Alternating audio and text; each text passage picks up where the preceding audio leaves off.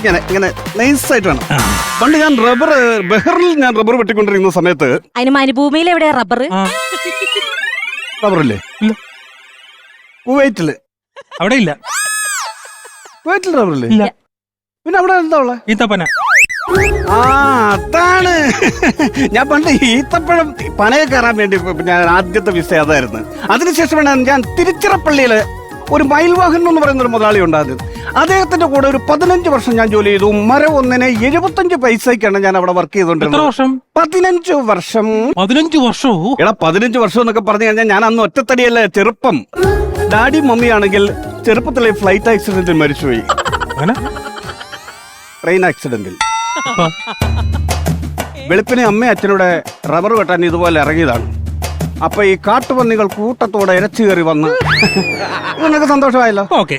Continue. അങ്ങനെ അവര് പോയി. പിന്നെ ഞാൻ ഒറ്റത്തടിയല്ലേ, ഞാൻ അവിടെ 15 വർഷം ജോലി ചെയ്തതാണ്. പിന്നെ നമ്മൾ ഈ മരം വെട്ടുമ്പോൾ ഏറ്റവും ശ്രദ്ധിക്കേണ്ട ഒരു കാര്യം എന്താന്ന് പറഞ്ഞാൽ നമ്മള് വൃത്തി മെനയും വേണം. കുളിച്ചിട്ട് വരണം രാവിലെ. അതല്ല ഞാൻ പ്രത്യേകിച്ച് എടുത്തു പറയാനുള്ളത്. ഈ റബ്ബറിന്റെ മൂട്ടിൽ വന്ന് ചിലവന്മാര് നമ്മൾ ഇത് വെളുപ്പിനെ നമ്മൾ വരുന്നതുകൊണ്ട് നമ്മൾ ഇത് കാണണമെന്നില്ല. അപ്പൊ അത് ചവിട്ടാതെ അത് സൂക്ഷിച്ച് വേണം നമ്മളത് അത് പ്രാക്ടീസ് ചെയ്യണം. കാണിച്ചു തരാം.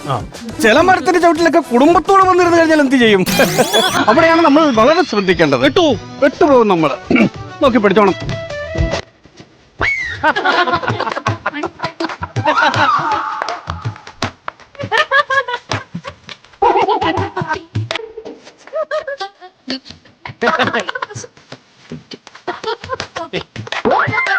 ഇങ്ങനെയാണോ അത് കൈകാര്യം ചെയ്യുന്നത്? ഇതിച്ചിരി പാടാ. ഇതിച്ചിരി പാടാ. വീട്ടിൽ പോയി പ്രാക്ടീസ് ചെയ്തോളാം.